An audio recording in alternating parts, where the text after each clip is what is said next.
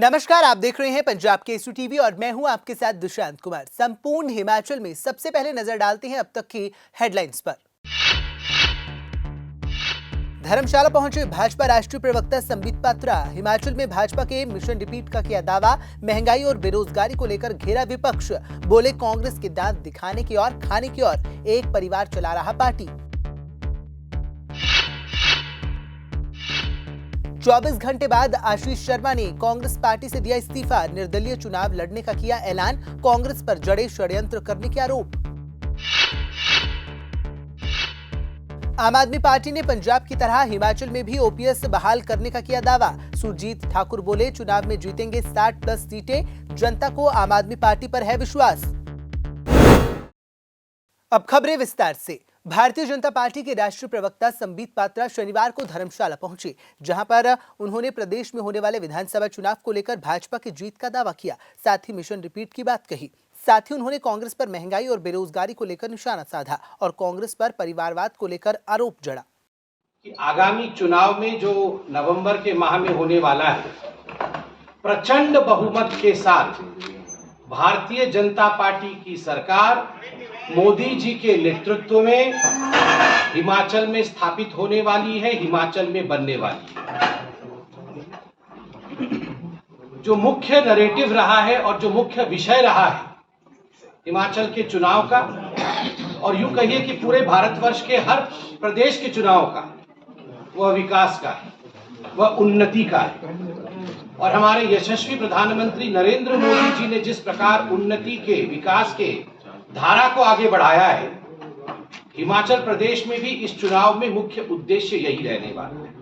100% repeat होगी और प्रचंड बहुमत के साथ मोदी जी की सरकार हिमाचल प्रदेश में बनेगी। लगातार इस विषय को कोई आज से नहीं, भारतीय जनता पार्टी की सरकार काम नहीं कर रही है, भारतीय जनता पार्टी की सरकार कुठाराघात कर रही है। ये तो विपक्ष की पार्टियां कहती है, 2014 से लगातार कह रही है। फिर भी जनता जनार्दन कौन नेता है, कौन नेता का क्या नियत है, किस नियत से नेता काम कर रहा है, ये सब जानती है। देखिए, इतने 11 करोड़ घरों तक पूरे भारतवर्ष में गैस सिलेंडर पहुंचाना, आप सोचिए। पीएम आवास योजना के माध्यम से, मैं तो बोलना भूल गया, पीएम आवास योजना के माध्यम से जिस प्रकार लगभग 8000 अर्बन घर हिमाचल प्रदेश में और 7000 से अधिक ग्रामीण घर हिमाचल प्रदेश में दिए गए हैं। मैं ये सवाल पूछता हूं कांग्रेस पार्टी से कि आप लोग क्यों बैठे हुए थे? इतने लोग बेघर थे, आपने इनको घर क्यों नहीं दिया?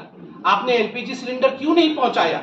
एलपीजी सिलेंडर तो मध्यम वर्ग और जो पॉवर्टी लाइन के नीचे है उन घरों के लिए है, क्यों नहीं पहुंचाया? आयुष्मान योजना, आप सोच के देखिए, 5 लाख रुपए तक मुफ्त निशुल्क चिकित्सा की सुविधा 10 लाख परिवारों तक पहुंचाने की सुविधा मोदी जी ने दिया। इतने वर्षों तक आपने इसको क्यों नहीं गढ़ा? इस विषय पे क्यों नहीं चिंता किया? 6 मेडिकल कॉलेज हिमाचल में आ रहे हैं। मैं आज सवाल पूछता हूं, ये जो एम्स है, इसमें कोई खरबपति तो नहीं चला जाएगा? आप, मैं, साधारण व्यक्ति ही जाएगा? आज तक ये एम्स क्यों नहीं खुला था? किसने खोला? किसने मिडिल क्लास और आप जो कह रहे हैं बीपीएल के नीचे जो लोग हैं उनकी चिंता किसने की? हमारे मोदी जी ने किया। के विषय में हम पे आक्रमण होता है, डीजल के रेट के ऊपर हमें आक्रमण, कितनी बार हमने इस पे, आप देखिए, हमने वैट और एक्साइज माफ किया। मैं तो हिमाचल प्रदेश सरकार को भी धन्यवाद करूंगा कि नरेंद्र मोदी जी के कॉल पे उन्होंने भी वैट और एक्साइज माफ किया। किंतु वो राज्य, जो राज्य कांग्रेस द्वारा शासित है या कांग्रेस के साथियों द्वारा शासित है, उंगली उठाने का काम तो बहुत जोर से करते हैं, मगर जब उनसे निवेदन किया जाता है कि वैट और एक्साइज पे कट करिए, उस समय वो जनहित का काम नहीं करते हैं। इसलिए दिखाने के दांत एक और खाने के दांत एक। सबसे पहले तो जहां तक टूरिज्म का विषय है, मैं तो गर्व के साथ कहूंगा कि यही वो स्थान है, धर्मशाला, जहां लगभग आज से 1 महीने पहले समस्त भारतवर्ष के टूरिस्ट मिनिस्टर आए थे। हमारे माननीय मंत्री किशन रेड्डी जी भी यहाँ आए थे और यहीं पर किस प्रकार से हिमाचल प्रदेश के टूरिज्म को भी बढ़ाया जाए, इस पर एक बृहद चिंता हुई थी। इस पर एक प्रोजेक्ट दिया गया था और आप में से अधिकांश मेरे जो बंधु भगिनी है, क्योंकि मैं भी अपने आप को कई बार तो मीडिया कर्मी ही मानता हूं, आप सब भी उसमें उपलब्ध थे, उस समय उपस्थित थे। आपने पूरा उस प्रोजेक्ट को देखा होगा, जहां मात्र 200 करोड़ रुपए कांग्रेस पार्टी ने हिमाचल में टूरिज्म पे खर्चा किया था, वहां लगभग 600 करोड़ रुपए इस सरकार ने, जनता होते हैं, जो कार्यकर्ता होते हैं और आप लोग जो मीडिया के हमारे बंधु होते हैं, एक आभास तो उन्हें भी होता है कि चुनाव कौन जीतने वाला है, और ये आभास नहीं होता है कि आप महसूस कर जाते हैं। तो सभी जानते हैं कि भारतीय जनता पार्टी प्रचंड बहुमत से जीतने वाली है, इसलिए जो पार्टी जीतती है वहां टिकट की इच्छुक हमारे बंधु अधिक होते हैं। ये एक स्वाभाविक प्रक्रिया है और इसमें कोई बुराई नहीं है। सबकी महत्वाकांक्षाएं होती हैं, आगे बढ़ना चाहते हैं और इसमें कोई बुराई नहीं है। हाँ, अगर कुछ व्यक्ति निर्दलीय गए हैं, हमारे कार्यकर्ता है, हम उन्हें नमन करके देखिए आए कि अपने परिवार के लोग हैं भाई, हमारे ही भाई हैं, हमारी बहन है, वो अपने परिवार के लोग हैं। हम तो देखिए हमारे और कांग्रेस में एक फर्क है, याद रखिए, कांग्रेस में परिवार ही पार्टी है और हमारे यहाँ पार्टी ही परिवार है। ये परिवार हमारा है और इस परिवार के सदस्यों को हम संभालेंगे। हमारे बड़े बैठे हैं, बड़े सब ठीक कर देंगे।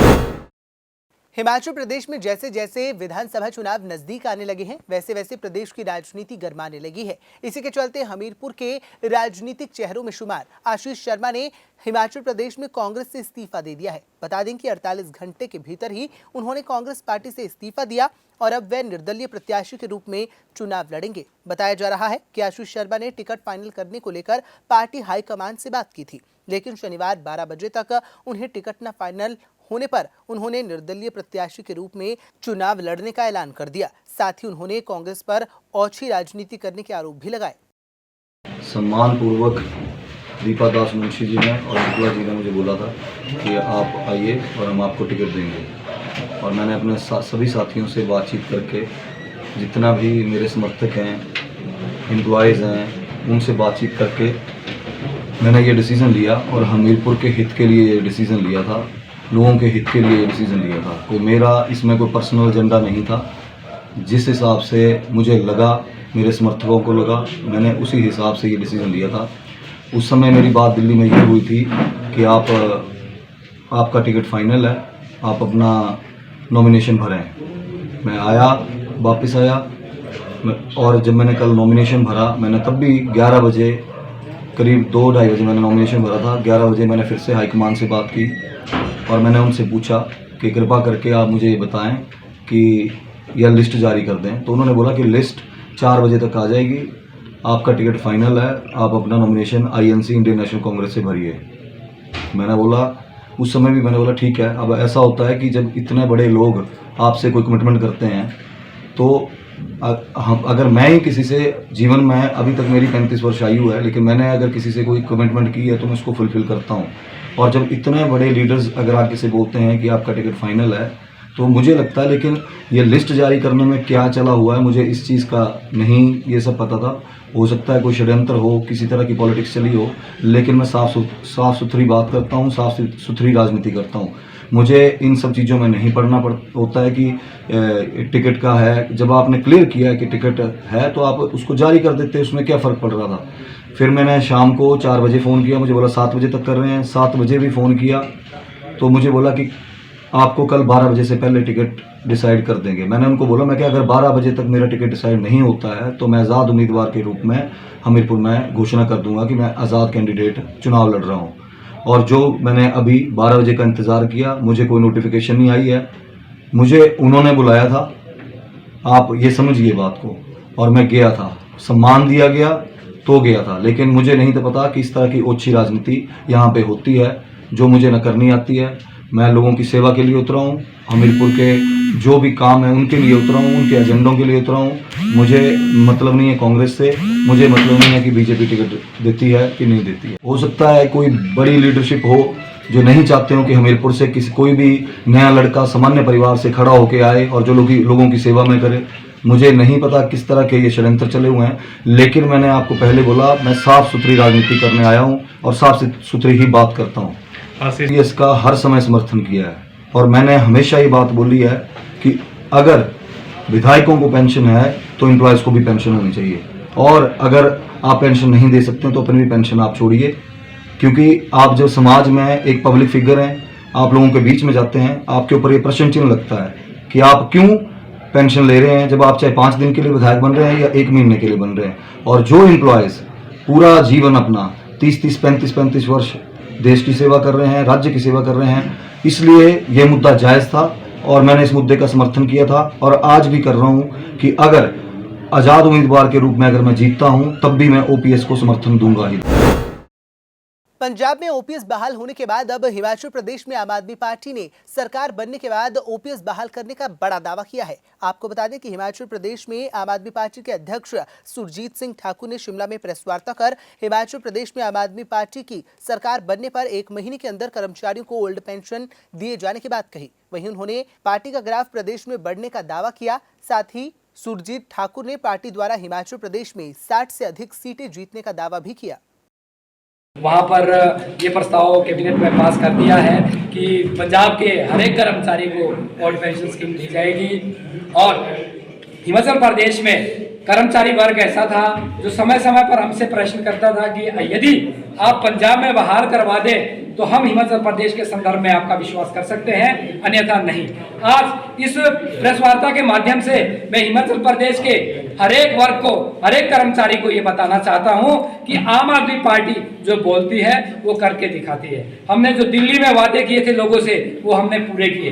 पंजाब के लिए जो हमने पंजाब की जनता से वादे किए थे हमने पंजाब में पूरे कर दिए हैं। और हिमाचल प्रदेश में यदि 11 गारंटियां अरविंद केजरीवाल जी ने दी है, आम आदमी पार्टी ने दी है, तो वो पूरी की जाएगी। 1 महीने के अंदर अंदर ही हिमाचल प्रदेश के अंदर जैसे सरकार बनती है ओल्ड पेंशन स्कीम को लागू किया जाएगा। और ये जो बैकडोर से, पिछले दरवाजे से जो ईमानदारी से भ्रष्टाचार ये सरकार के माध्यम से किया जा रहा था, क्योंकि ये पैसा NSDL के माध्यम से LIC, SBI और UDI के थ्रू जो पैसा मित्रों में जा रहा था, जो बड़े बड़े लोन इन मित्रों को दिए जा रहे थे और बाद में वो चुकाते नहीं थे, वो माफ किए जाते थे, वो जनता का पैसा था, वो कर्मचारियों का पैसा था, वो गोरख धंधा बंद होगा। पंजाब में अब कर्मचारियों का पैसा जो है NSDL के लिए नहीं जाएगा, वो बंद हो गया, वो सारा गोरख धंधा बंद होगा। और हिमाचल प्रदेश में भी जैसे ही आम आदमी पार्टी की सरकार बनेगी ये सारा का सारा गोरख धंधा बंद होगा और ओल्ड पेंशन स्कीम की बहाली। देखिए जिस तरीके से जनता का यहाँ पे जन समर्थन मिल रहा है, जनता इन दोनों पार्टियों से परेशान है, दुखी है। जनता को विकल्प नहीं मिल रहा था। अब पहला मौका है जब हिमाचल प्रदेश के अंदर आम आदमी पार्टी चुनाव लड़ रही है और पूरे दम खम के साथ लड़ रही है। अब लोगों को जिस तरीके का एक विश्वास, एक उम्मीद जगी है कि दिल्ली के बाद पंजाब में आम आदमी पार्टी की सरकार बनी है और इस बार हिमाचल प्रदेश में भी प्रचंड बहुमत की सरकार आम आदमी पार्टी बनाएगी। आंकड़ा वही 60+, क्योंकि इस पार्टी ने दिल्ली में करके दिखाया है, पंजाब में करके दिखाया है और अब हिमाचल की बारी है। हिमाचल में भी ये पार्टी बहुत बढ़िया करेगी। हिमाचल प्रदेश में होने वाले विधानसभा चुनाव को लेकर भाजपा के राष्ट्रीय अध्यक्ष जेपी नड्डा ने चुनावों को लेकर एक बार फिर हिमाचल में वापसी कर ली है। आपको बता दें कि आज जगत प्रकाश नड्डा दिल्ली से हेलीकॉप्टर के माध्यम से बिलासपुर के लूणू मैदान पहुंचे, जहां उनके पहुंचने पर सदर के प्रत्याशी त्रिलोक जम्वाल, झंडुता से प्रत्याशी जीतराम कटवाल ने उनका स्वागत किया।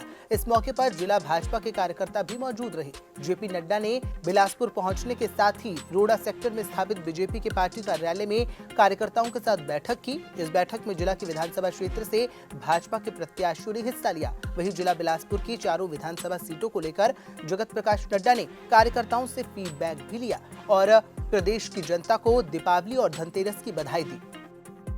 भाग्य मिला है और यहाँ अपने सभी बंधुजनों के साथ मुलाकात करने का भी सौभाग्य मिला है। हर वर्ष की भांति दीपावली के अवसर पर मैं अपने पैतृक गांव में आता हूँ और इस वर्ष भी मुझे अपने गांव के सभी साथियों के साथ दीपावली मिलन में सब लोगों से मिलने का मौका मिलेगा। आज धनतेरस का दिन है। मैं अपनी ओर से और अपने सभी साथियों की ओर से समस्त हमारे यहाँ के निवासी और साथ ही साथ हिमाचल प्रदेश की जनता और देश की जनता को धनतेरस की बहुत बहुत शुभकामनाएं देता हूँ। उनका जीवन मंगलमय रहे, वह आगे बढ़े, समाज मंगलमय रहे, आपस में सद्भावना के साथ हम इस पर्व को मनाएं और उसी के साथ साथ धनतेरस के शुभ अवसर पर मैं पुनः आप सबको बहुत बहुत बधाई। हिमाचल प्रदेश में चुनावी मौसम जैसे ही शुरू हुआ है वैसे ही हिमाचल प्रदेश में राष्ट्रीय स्तर के नेताओं का आना शुरू हो गया है। इसी के चलते शनिवार को भारतीय जनता पार्टी के राष्ट्रीय प्रवक्ता गौरव भाटिया शिमला पहुंचे, जहां उन्होंने मीडिया को संबोधित करते हुए कांग्रेस पर जमकर निशाना साधा और हिमाचल में बीजेपी की सरकार बनने का दावा किया। इस दौरान उन्होंने क्या कुछ कहा वो आप भी सुनिए। एक तरफ ट्रबल इंजन है, On one side is double engine, the other side is trouble engine. ये जो डबल इंजन है ये एक दिशा में जाता है, जो ट्रबल इंजन है कांग्रेस का उसकी दिशा तय नहीं है। लूट खसोट में दोनों अलग अलग तरफ खींच रहे हैं। उनको जनता से कोई सरोकार नहीं है, उनको केवल अपनी तिजोरी भरनी है। और ये कहने के बाद मैं कहूंगा वंदे भारत किसी भी हिली रीजन के लिए, पर्वतीय इलाके के लिए connectivity is the key to success and development. मेरे से ज्यादा अनुभव और यहां पे जमीनी हकीकत का आप लोगों को पता है। यह सवाल पूछना तो जायज होगा कि अगर आदरणीय प्रधानमंत्री जी ने यह सुनिश्चित किया कि वंदे भारत हिमाचल में दौड़े, तो इससे पहले की जो सरकारें थी वो इतनी निठल्ली निकम्मी क्यों थी? टैक्स पेयर का रुपया कहां जाता था? क्यों हिमाचल प्रदेश के साथ सौतेला व्यवहार किया जाता था? यह सवाल जायज है और इस मंच से ये उठाएंगे। प्रधानमंत्री नरेंद्र मोदी ने शनिवार को रोजगार शिखर सम्मेलन की शुरुआत की। इस दौरान प्रधानमंत्री ने 10 लाख नौकरियों को हरी झंडी दिखाई। इसके साथ ही सम्मेलन में चंडीगढ़ में भी कार्यक्रम आयोजित किया गया, जहां पर केंद्रीय मंत्री अनुराग ठाकुर ने शिरकत की और औपचारिकताएं पूरी करते हुए इस विशाल रोजगार मेले में भाग लिया और लाभार्थियों को नियुक्ति पत्र वितरित किए। इसी कड़ी में हिमाचल प्रदेश के सांसद और केंद्रीय खेल मंत्री अनुराग ठाकुर ने शनिवार को चंडीगढ़ का दौरा भी किया। वहीं उन्होंने हिमाचल चुनाव को लेकर जहां भाजपा की जीत का दावा किया, वहीं हमीरपुर में अपनी भावुकता को उन्होंने जनता का स्नेह बताया। भारतीय जनता पार्टी का कार्यकर्ता ने जितने वर्षों के साथ पार्टी को हिमाचल प्रदेश में खड़ा किया है, कार्यकर्ता भी बहुत भावुक थे। मेरा भावुक होना स्वाभाविक भी था, क्योंकि उन कार्यकर्ताओं को मैंने तपते देखा है, भरी बारिश में, ठंड में काम करते देखा है, लोगों के लिए दिन रात एक करते देखा है। तो मैं सबके चेहरे देख रहा था, बहुत इमोशनल थे, भावुक थे। और जब माताएं, बहनें, युवा, नौजवान, बुजुर्ग भावुक हों तो आप अपने आप को कोई रोक नहीं पाता जी। हम एक नेता कार्यकर्ता के रूप में काम नहीं करते हैं, हम एक परिवार के रूप में काम करते हैं। और परिवार के व्यक्ति जब बाकी भी उसी मनोदिशा में थे तो मैं भी वैसा ही था। सर, आप पार्टी को कहीं टक्कर में देखते हैं हिमाचल? आम आदमी पार्टी का खाता ना उत्तर प्रदेश में खुला है, ना उत्तराखंड में खुला है। हिमाचल में भी उनका डिब्बा बंद ही रहने वाला है।